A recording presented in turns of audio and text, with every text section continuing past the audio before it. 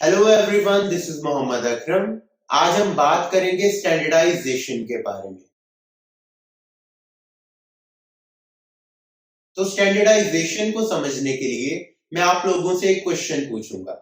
फर्ज करें कि आपके पास आपकी एक मार्क्स शीट है और उस पे लिखा हुआ है 99, 39 एंड 75।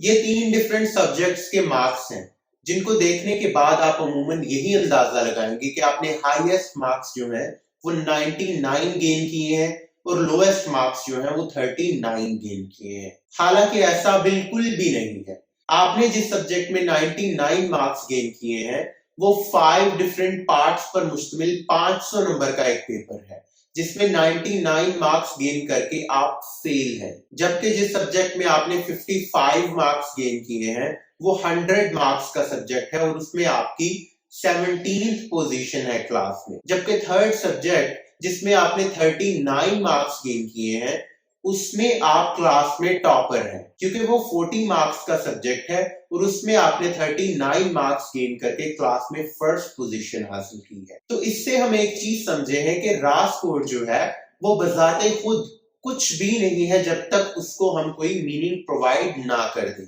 फर्ज करें कि सिटी ए में हर साल 10 मर्डर्स होते हैं, जबकि सिटी बी में हर साल 5 मर्डर्स होते हैं। तो बज़ाहिर तो यही लगता है कि सिटी ए में क्राइम रेट ज्यादा है, लेकिन बिना बेस को जाने या रॉ स्कोर से कोई कंक्लूजन ड्रॉ करना जो है वो एक बेवकूफी होगी। क्योंकि जिस सिटी में हर साल 10 मर्डर्स होते हैं उसकी टोटल पॉपुलेशन 1 लाख है, और जिस सिटी में हर साल 5 मर्डर्स होते हैं उसकी टोटल पॉपुलेशन 100 पीपल है। तो इस तरह एक सिटी जिसमें 1 लाख पीपल रहते हैं वहां पर 10 मर्डर्स, और जहां पर 100 लोग रहते हैं वहां पर 5 मर्डर्स हो रहे हैं। तो ऑफ कोर्स अगर हम रॉ स्कोर देखें कि एक सिटी जिसमें हर साल 10 लोगों का मर्डर होता है और एक सिटी जिसमें हर साल 5 लोगों का मर्डर होता है, तो हम यही कहेंगे कि सिटी ए में क्राइम रेट ज्यादा है। हालांकि उसकी बेस को जानने के बाद हम ये बखूबी जान चुके हैं कि सिटी बी जिसमें सिर्फ 100 लोग रहते हैं वहां पर क्राइम रेट ज्यादा है। तो अभी तक हम ये समझे हैं कि बिना कोई बेस बनाए या स्टैंडर्ड बनाए हम कोई भी रॉ स्कोर से कोई कंक्लूजन ड्रा नहीं कर सकते, क्योंकि रॉ स्कोर जो है उनका कोई बजाते खुद मतलब भी नहीं है जब तक हम कोई बेस ना बना ले या जब तक हम कोई स्टैंडर्ड सेट ना कर ले। Let's take another example. फर्ज करें केमिस्ट्री की क्लास में 10 स्टूडेंट स्मोकर हैं, जबकि सोशियोलॉजी की क्लास में 50 लोग स्मोकर हैं। तो बज़ाहिर तो ऐसा ही मालूम हो रहा है कि सोशियोलॉजी के लोग जो हैं वो ज्यादा स्मोकर हैं, वो ज्यादा स्मोकिंग करते हैं। लेकिन जब हम कोई बेस बनाएंगे, जब हम कोई स्टैंडर्ड बनाएंगे, जब हम उनके एक्चुअल मीनिंग्स को जानने के लिए उस सारी इंफॉर्मेशन को अंडरस्टैंड करेंगे, तो हम जानेंगे कि केमिस्ट्री की क्लास जिसमें 10 लोग स्मोकर हैं उसकी टोटल पॉपुलेशन जो है वो 20 लोग है, और सोशियोलॉजी की क्लास जहां पर 50 लोग स्मोकर हैं वहां पर स्टूडेंट्स की कुल पॉपुलेशन जो है वो 1 लाख है। तो इस तरह अगर हम रेट फाइंड आउट करें, अगर हम स्टैंडर्डाइजेशन करें या हम कोई बेस बनाएं, तो हमें पता चलेगा कि केमिस्ट्री में स्मोकर्स ज्यादा हैं। तो स्टैंडर्डाइजेशन जो है उसका बेसिक पर्पस ही यही है, उसका बेसिक मतलब ही ये है कि हम कोई बेस बनाकर उस बेस पर स्कोर्स को कंपेयर करें। क्योंकि अगर हमारे पास कोई स्टैंडर्ड या कोई बेस नहीं होगी तो हो सकता है कि हम बहुत बड़ी मिस्टेक कर जाएं स्कोर्स या डाटा को अंडरस्टैंड करने में। तो जब भी हम कोई रिसर्च कंडक्ट करते हैं तो हमारे लिए जरूरी है कि एक स्पेसिफिक बेस बनाएं, एक स्टैंडर्ड बनाएं कोई भी स्कोर्स को अंडरस्टैंड करने के लिए या कोई भी डाटा से कोई इंफॉर्मेशन गेन करने के लिए। तो स्टैंडर्डाइजेशन जो है ये एक प्रोसेस है, स्टैटिस्टिकली डिफरेंट मेजर्स को एडजस्ट करने का एक कॉमन बेस पे, एक कॉमन स्टैंडर्ड पे स्टैटिस्टिकली डिफरेंट मेजर्स को एडजस्ट करने का नाम जो है वो स्टैंडर्डाइजेशन है। यानी कि स्टैंडर्डाइजेशन में हम एक नॉर्म बनाते हैं, हम एक स्टैंडर्ड बनाते हैं, हम एक कॉमन बेस बनाते हैं स्कोर्स को या डाटा को अंडरस्टैंड करने के लिए। इसीलिए स्टैंडर्डाइजेशन को अमूमन नॉर्मिंग भी कहते हैं। नॉर्मिंग से क्या मुराद है? नॉर्मिंग एक सिंपल सा कॉन्सेप्ट है जिससे मुराद ये है कि ज्यादा लोग क्या कर रहे हैं, ज्यादा लोग किस स्पेसिफिक पॉइंट पर स्टैंड कर रहे हैं। या फिर नॉर्मिंग को समझने के लिए हम बेल शेप कर्व को भी समझ सकते हैं जो स्टैटिस्टिक्स में यूज होती है, जिसमें जो सेंटर पॉइंट है जहां पर सबसे ज्यादा लोग स्टैंड कर रहे हैं वो लोगों के बिहेवियर को ऑब्जर्व करना और उस बेस पर कोई नॉर्म बनाना स्टैंडर्डाइजेशन कहलाता है। चलिए स्टैंडर्डाइजेशन को और सिंपल करते हैं। फर्ज करें कि आपकी सोशियोलॉजी की क्लास में 10 लोग हैं। उन 10 लोगों के स्कोर्स जो उन्होंने सोशियोलॉजी के एग्जाम में गेन किए हैं, अगर हम उसकी नॉर्मिंग करना चाहें तो हम उन 10 लोगों के स्कोर्स को देखेंगे। चलिए मैं अब उन 10 स्टूडेंट्स के बिलतरतीब आपको स्कोर बताता हूं। पहले स्टूडेंट के 2 नंबर हैं, दूसरे स्टूडेंट के 3 नंबर हैं, तीसरे स्टूडेंट के भी 3 नंबर हैं, चौथे स्टूडेंट के 5 नंबर हैं, पांचवें स्टूडेंट के भी 5 नंबर हैं, छठे स्टूडेंट के भी 5 नंबर हैं, सातवें स्टूडेंट के भी 5 नंबर हैं, आठवें स्टूडेंट के 9 नंबर हैं और 9वें स्टूडेंट के भी 9 नंबर हैं, 10वें स्टूडेंट के 8 नंबर हैं। तो यहाँ पर इस प्रोसेस की नॉर्मिंग करने के लिए हम डिफरेंट स्टैटिस्टिकल टेक्निक्स यूज कर सकते हैं। बेसिकली यहाँ पर measure of central tendency use होगी, यानी कि हम इन 10 स्कोर का मीन निकालेंगे और देखेंगे कि इनका मीन क्या आता है, यानी कि इन 10 ऑब्टेन्ड मार्क्स को प्लस करके डिवाइड करेंगे हम 10 पे, तो जो भी उसका रिजल्ट आएगा वो इसका मीन होगा। फर्ज करें कि यहाँ पर मीन जो है वो 5 आ रहा है, तो 5 जो है वो नॉर्मिंग है। इसका मतलब ये है कि उस क्लास में 5 नंबर जो है वो अक्सरियत ने लिए हैं और 5 नंबर जो है वो एक नॉर्म है, वो एक स्टैंडर्ड है। आल्दो ये एक आइडियल सिचुएशन नहीं है, लेकिन इस तरह जब हम एक मीन निकाल लेंगे, नॉर्मिंग कर लेंगे, तो फ्यूचर में वो टेस्ट हम जब भी सोशियोलॉजी की किसी क्लास पर अप्लाई करेंगे तो वहां पर 5 जो है वो हमारे पास एक नॉर्मिंग होगी। हमारे पास एक पहले से मौजूद स्टैंडर्ड होगा कि 5 नंबर जो है वो इसमें एक नॉर्म है। इस टेस्ट में 5 नंबर आना जो नॉर्म है, ठीक है, यानी कि 5 नंबर गेन करना एक स्टैंडर्ड है। अगर तो किसी के 5 से ज्यादा नंबर आते हैं तो वो एक एक्स्ट्रा ऑर्डिनरी स्टूडेंट है, और अगर किसी के 5 से कम नंबर आते हैं तो वो बिलो एवरेज स्टूडेंट है। यानी कि 5 जो है वो एवरेज समझ ले हम, या फिर एक नॉर्म समझ ले हम, यानी कि 5 जो है वो एक नॉर्म है सोशियोलॉजी के उस स्पेसिफिक टेस्ट में जो कि नॉर्मल पॉपुलेशन ने गेन किया है। और स्टैटिस्टिकली बेल शेप्ड कर्व में 5 जो है वो मिडल में आता है। उस बेल शेप्ड डिस्ट्रीब्यूशन में 5 जो है वो मिडल में आएगा और वो सबसे पीक पर जाएगा क्योंकि सबसे ज्यादा लोगों ने 5 स्कोर गेन किए हैं, और जो माइनॉरिटीज हैं वो इस तरफ आएंगी या इस तरफ आएंगी, और 5 जो है वो मिडल में आएगा और वो नॉर्म होगा, वो स्टैंडर्ड होगा उस टेस्ट का। तो इसे कहते हैं स्टैंडर्डाइजेशन, यानी कि ये एक ऐसा प्रोसीजर है जिसमें हम डिफरेंट स्टैटिस्टिकल टेक्निक्स यूज करके कंपेयर करते हैं, एक कॉमन बेस बनाकर डिफरेंट लोगों को, डिफरेंट स्कोर्स को, और देखते हैं कि नॉर्मल स्कोर क्या है, एवरेज स्कोर क्या है, और उस नॉर्मल स्कोर और उस एवरेज स्कोर को हम स्टैंडर्डाइजेशन कहते हैं। चलिए इसको मजीद सिंपल करते हैं।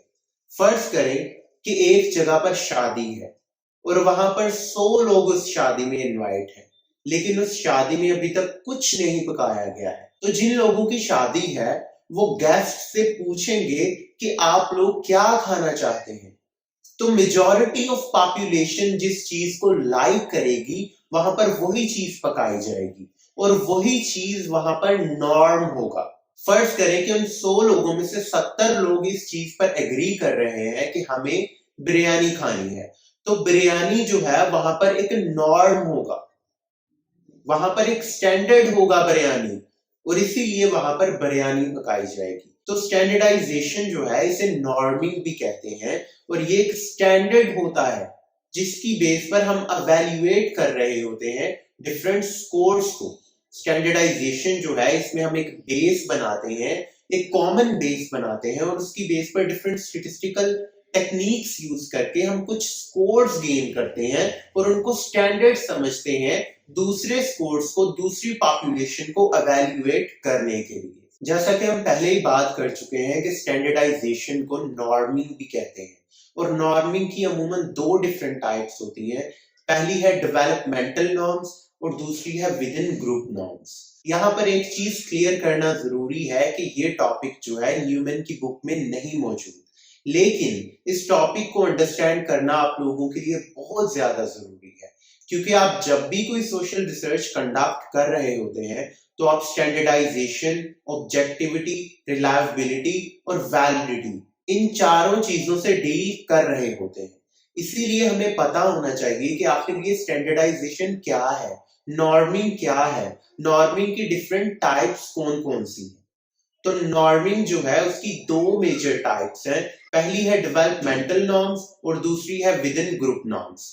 डेवलपमेंटल नॉर्म्स को भी हम फर्दर 3 टाइप्स में डिवाइड करते हैं और अमूमन साइकोलॉजी में इसे डिटेल से पढ़ा जाता है, जिनमें से पहले नंबर पर है मेंटल एज, दूसरे नंबर पर है ग्रेड नॉर्म्स और तीसरे नंबर पर है ऑर्डिनल नॉर्म्स या ऑर्डिनल स्केल। तो सबसे पहले हम बात करेंगे डेवलपमेंटल नॉर्म्स की पहली किस्म मेंटल एज की। तो मेंटल एज का कॉन्सेप्ट जो है वो साइमन बीने ने दिया था, जो कि एक साइकोलॉजिस्ट है। बेसिकली उन्होंने बात की थी मेंटल लेवल की, लेकिन बाद में ट्रांसलेशंस होती गई और ट्रांसलेशंस की नजर होते हुए ये टर्म मेंटल एज बन गई। तो मेंटल एज बेसिकली क्या है? बीने ने बेसिकली डिफरेंट एज ग्रुप्स के लोगों पर क्वेश्चंस की एक भरमार अप्लाई की और उसने देखा कि किस एज के लोग कौन से स्पेसिफिक क्वेश्चंस के सही आंसर्स कर रहे हैं, और उसी बेस पर उसने इंटेलिजेंस टेस्ट बनाए। यानी कि उसने देखा कि 5 साल के लोग जो हैं वो कौन से क्वेश्चंस के आंसर सही कर रहे हैं। तो जैसा कि हमने पहले बात की, बीने ने भी सेम वही प्रोसीजर अपनाया और देखा कि 5 साल के बच्चे, majority of 5 year old population जो है वो किन क्वेश्चंस के ट्रू आंसर कर रही है। तो उसने उन्हीं क्वेश्चंस को उठा लिया और नॉर्म बना दिया कि वो बच्चे जिनकी एज 5 साल है वो इन सवालों को चूंकि सही जवाब दे रहे हैं, इसीलिए ये उनका एक आईक्यू टेस्ट है ये जानने के लिए कि उनकी इंटेलिजेंस की एज कितनी है। और इस तरह बीने ने एक टेस्ट बनाया और देखा कि 5 साल की उम्र के लोग कौन से क्वेश्चंस के सही आंसर कर रहे हैं, और उस टेस्ट की स्कोरिंग करने के बाद जो स्कोर ज्यादा पॉपुलेशन ने गेन किया था उसे एवरेज स्कोर बना दिया गया। उसे एक स्टैंडर्ड बना दिया गया कि 5 साल के लोग जो हैं वो आईक्यू के इस टेस्ट में इतना स्कोर करेंगे। लेट्स सपोज के 5 साल की उम्र के बच्चों ने उस टेस्ट में 10 स्कोर गेन किए मेजॉरिटी ऑफ पॉपुलेशन में। तो मेजॉरिटी ऑफ पॉपुलेशन जो है 5 साल के बच्चों की, चूंकि उन्होंने उस क्वेश्चनेयर में 10 स्कोर गेन किए थे, इसीलिए 10 जो है वो एक स्टैंडर्ड है 5 साल की उम्र के बच्चों के लिए। तो जो बच्चे 10 स्कोर से ज्यादा स्कोर करेंगे वो ज्यादा इंटेलिजेंट होंगे अपनी एज ग्रुप से, और जो बच्चे 10 स्कोर से कम स्कोर करेंगे वो कम इंटेलिजेंट होंगे, वो बिलो एवरेज होंगे अपनी एज ग्रुप के लिहाज से। चलिए साइमन बीने के मेंटल एज के इस कॉन्सेप्ट का क्रक्स बयान करते हैं। उसने बेसिकली डिफरेंट एज ग्रुप्स पर टेस्ट अप्लाई किए और देखा कि कौन सी एज में क्या एवरेज स्कोर गेन कर रही है पॉपुलेशन, और उसी एवरेज स्कोर को जो है स्टैंडर्ड बना दिया गया उस एज के लोगों के लिए। और यही आईक्यू टेस्ट की रियलिटी है। आईक्यू टेस्ट जो है वो बेसिकली देखता है कि आप अपनी उम्र के लिहाज से क्या अपने ग्रुप के मुताबिक परफॉर्म कर रहे हैं, या उससे ज्यादा परफॉर्म कर रहे हैं, या उससे लो परफॉर्म कर रहे हैं। तो इस तरह कुछ लोग जिनकी उम्र 10 साल है, हो सकता है कि उनका आईक्यू स्कोर 110 तक पहुंच जाए, और कुछ लोगों का आईक्यू स्कोर 50 तक अटका रहे। तो जो स्टैंडर्ड है, फॉर एग्जांपल 10 साल की उम्र के लोगों के लिए स्टैंडर्ड 100 है। तो जो बच्चे 100 स्कोर गेन करेंगे 10 साल की उम्र के, वो नॉर्मल होंगे, वो एवरेज होंगे, और जो बच्चे 110 स्कोर करेंगे वो अबव एवरेज होंगे, वो मोर ब्रिलियंट एंड इंटेलिजेंट पीपल होंगे, और जो लोग 50 स्कोर कर रहे हैं वो बिलो एवरेज हैं, वो अपनी एवरेज कारकर्दगी से बिलो है। और इस तरह कहा जाता है कि उनकी मेंटल एज जो है वो एवरेज से कम है। जरूरी नहीं है कि जिनकी एक्चुअल एज 5 साल है उनकी मेंटल एज भी 5 साल हो। अगर तो वो उस टेस्ट में ज्यादा अच्छा परफॉर्म करेंगे तो उनकी मेंटल एज हो सकता है कि एक 50 साल के बंदे के बराबर हो। यानी कि जितने स्कोर 50 साल की उम्र में गेन करना एक स्टैंडर्ड है, वो 5 साल का बच्चा उतने स्कोर गेन कर रहा हो। और ये भी हो सकता है कि वो 5 साल का बच्चा 1 साल की उम्र के बच्चे के मुताबिक स्कोर गेन कर रहा हो, जो कि 1 साल के बच्चों का स्कोर स्टैंडर्ड बनाया गया था। तो इस तरह देखा जाता है कि आपकी मेंटल एज क्या है। दूसरे नंबर पर हम डेवलप करते हैं ग्रेड नॉर्म्स। ग्रेड नॉर्म्स का भी बिल्कुल सेम यही कॉन्सेप्ट है। फर्ज करें कि मैं आपकी सोशियोलॉजी से मुतालिक लर्निंग चेक करना चाहता हूं और उसके लिए मैंने 100 क्वेश्चंस पर मबनी एक क्वेश्चनेयर बनाया है और मैंने ये जाना है कि जो लोग फर्स्ट ईयर में पढ़ रहे हैं उनका इतना स्कोर आता है, लेट्स सपोज उनका 5 स्कोर आता है, जो सेकंड ईयर में पढ़ रहे हैं उनका 10 स्कोर आता है, जो थर्ड ईयर में पढ़ रहे हैं उनका 15 स्कोर आता है और जो फोर्थ ईयर में पढ़ रहे हैं उनका 20 स्कोर आता है। तो ये स्टैंडर्ड है कि majority of population who is studying in first year वो गेन कर रही है 5 स्कोर और मेजॉरिटी ऑफ स्टूडेंट्स जो पढ़ रही है सेकंड ईयर में वो 10 स्कोर गेन कर रही है और मेजॉरिटी ऑफ स्टूडेंट्स जो पढ़ रही है थर्ड ईयर में वो 15 स्कोर गेन कर रही है और मेजॉरिटी ऑफ पॉपुलेशन जो पढ़ रही है फोर्थ ईयर में वो 20 स्कोर गेन कर रही है। तो ये स्टैंडर्ड है, ये नॉर्म है अपनी क्लास के लिहाज से। तो फर्ज करें कि एक बच्चा जो फर्स्ट ईयर में पढ़ रहा है और वो 10 स्कोर गेन कर लेता है, तो इसका मतलब ये है कि वो आल्दो पढ़ तो फर्स्ट ईयर में रहा है लेकिन वो स्कोर गेन कर रहा है सेकंड ईयर के एवरेज स्टूडेंट के मुताबिक। तो वो पूरा उतर रहा है सेकंड ईयर के स्टैंडर्ड पे, यानी कि आल्दो ही और she is studying in first year but उसका ग्रेड नॉर्म जो है वो सेकंड ईयर के मुताबिक है, यानी कि उसकी परफॉर्मेंस जो है वो सेकंड ईयर के मुताबिक है। इसी तरह हो सकता है कि एक स्टूडेंट फोर्थ ईयर में पढ़ रहा हो लेकिन वो 5 स्कोर गेन करे उस टेस्ट में और उसकी जो ग्रेड नॉर्म है वो फर्स्ट ईयर के मुताबिक हो। आल्दो वो पढ़ तो फोर्थ ईयर में रहा है लेकिन उसकी ग्रेड नॉर्म जो है वो अपनी जो स्टैंडर्ड पॉपुलेशन है उससे कहीं कम है, उसकी जो ग्रेड नॉर्म है वो फर्स्ट ईयर के मुताबिक है। और इस तरह हम एक स्टैंडर्ड बनाते हैं, एक नॉर्म बनाते हैं मेंटल एज को जानने के लिए, ग्रेड नॉर्म्स को जानने के लिए, यानी कि उनकी एजुकेशनल परफॉर्मेंस को जानने के लिए, उनके स्कूलिस्टिक एप्टीट्यूड को जानने के लिए। इसी तरह हम डिफरेंट चीजों को जानने के लिए डिफरेंट स्टैंडर्ड टेस्ट बनाते हैं। लेकिन स्टैंडर्डाइजेशन का प्रोसेस इतना सिंपल नहीं है, ये टाइम टेकिंग प्रोसेस है और उसमें पहले तो पायलट स्टडी की जाती है, डिफरेंट स्टैटिस्टिकल टेक्निक्स अप्लाई की जाती हैं, टेस्ट को टाइम के डिफरेंट फेजेस में देखा जाता है कि आया कि ये वैलिड है, ये रिलायबल है, ये वाकई ऑब्जेक्टिवली वर्क कर रहा है over the period of time, और उस तरह स्टैंडर्डाइजेशन पर हमारा बिलीव बढ़ जाता है with the passage of time। अब हम बात करेंगे थर्ड डेवलपमेंटल नॉर्म्स की, जो कि है ऑर्डिनल नॉर्म्स या ऑर्डिनल स्केल, जिसमें बेसिकली देखा जाता है कि क्या ये बच्चा अपनी स्पेसिफिक एज के मुताबिक परफॉर्म कर रहा है, उससे ज्यादा कर रहा है या कम कर रहा है। ठीक है, ऑर्डिनल नॉर्म्स जो है वो बेसिकली आपकी डेवलपमेंट से मुतालिक, आपकी नशोनुमा से मुतालिक है। ऑर्डिनल स्केल में डिफरेंट नॉर्म सेट किए जाते हैं कि फर्ज करें कि एक बच्चा जो है वो इतनी उम्र में अपना सर संभालना शुरू कर देगा, इतनी उम्र में चलना शुरू कर देगा, इतनी उम्र में सीखना शुरू कर देगा, इतनी उम्र में चीजों को परसीव करना शुरू कर देगा, और इस तरह डिफरेंट नॉर्म्स बनाए जाते हैं। बाद में देखा जाता है उन स्टैंडर्ड्स के मुताबिक कि आया कि ये बच्चा अपनी एज ग्रुप से ज्यादा परफॉर्म कर रहा है या कम परफॉर्म कर रहा है। तो यही है कोर कॉन्सेप्ट डेवलपमेंटल नॉर्म का। अब हम बात करेंगे विद इन ग्रुप नॉर्म्स की। विद इन ग्रुप नॉर्म में हम किसी भी इंडिविजुअल की जो परफॉर्मेंस है उसको वैल्यूएट करते हैं उसके रिलेटिव ग्रुप के मुताबिक, उसके अपने ग्रुप से ही उसकी परफॉर्मेंस को कंपेयर करते हैं कोई स्पेसिफिक बेस बनाकर। तो विद इन ग्रुप नॉर्म के लिए हम डिफरेंट स्टैटिस्टिकल टेक्निक्स यूज करते हैं। फॉर एग्जांपल ये जानने के लिए कि मेरी परफॉर्मेंस अपनी क्लास के लिहाज से कैसी है, हम अमूमन आपका एक नॉर्म बना देते हैं परसेंटेज का। टीचर्स जो है स्टूडेंट्स की परफॉर्मेंस को एवेल्युएट करने के लिए परसेंटेज को एक नॉर्म बना देते हैं, यानी कि 50% जो है वो एक नॉर्म है पासिंग मार्क्स के लिए, और मेरे 70% मार्क्स जो है वो with in group relative group से एवेल्युएट किए जाएंगे। हो सकता है किसी के 90% मार्क्स हो, तो वो जो होगा वो ज्यादा लर्न कर चुका है मुझसे, लेकिन अगर 70% मार्क्स गेन करने के बावजूद मैं हाईएस्ट मार्क्स गेन कर रहा हूँ क्लास में, तो ये नॉर्म जो है ये विद इन ग्रुप नॉर्म है जिसमें मैं हाईएस्ट परफॉर्म कर रहा हूँ। तो विद इन ग्रुप नॉर्म जो है वो रिलेटिव ग्रुप से मुतालिक होते हैं। विद इन ग्रुप नाम जो है इसमें हम डिफरेंट स्टेटिस्टिकल टेक्निक्स अप्लाई करते हैं ये जानने के लिए कि नॉर्म क्या है, स्टैंडर्ड बनाने के लिए कोई। और इसके लिए हम डिफरेंट स्टेटिस्टिकल टेक्निक्स जैसे कि mean, median, mode, standard deviation, Z score या फिर परसेंटाइल वगैरह यूज करते हैं। इन अ नटशेल हमने ये जाना कि जो एक सैंपल होता है वो यूनिवर्सल नहीं हो सकता।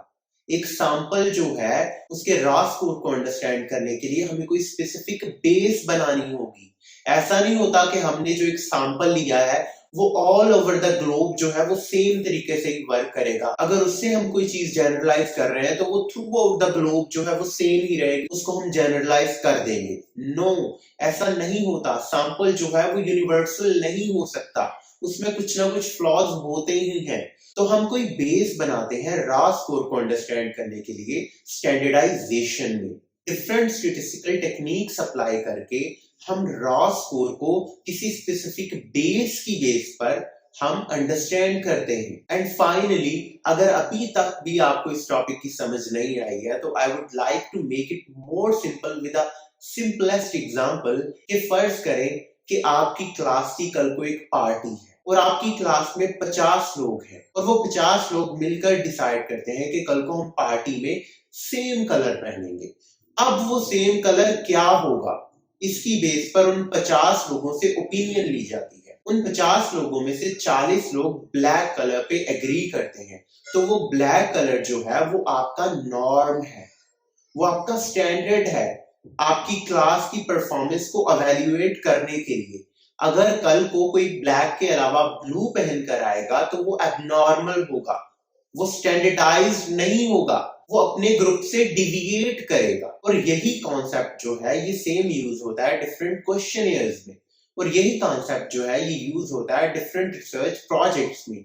अगर आप रिसर्च कंडक्ट करना चाह रहे हैं चाइल्ड अब्यूज पर, तो वो बच्चे जिनके साथ चाइल्ड अब्यूज हुआ है उनका कोई स्टैंडर्ड स्कोर है, उनका कोई स्टैंडर्ड बिहेवियर है। इसी तरह अगर हम कैंसर के पेशेंट्स की क्वालिटी ऑफ लाइफ को जानना चाहते हैं तो उनका एक स्टैंडर्ड स्कोर है क्वालिटी ऑफ लाइफ से मुतालिक। अगर पास्ट में उससे मुतालिक रिसर्चेस कंडक्ट हो चुकी हैं, या फिर ऐसा भी हो सकता है कि आप उस इनोवेटिव टॉपिक में वर्क कर रहे हैं, आप डेवलप करें कोई स्टैंडर्ड स्कोर या स्टैंडर्डाइजेशन आप करें।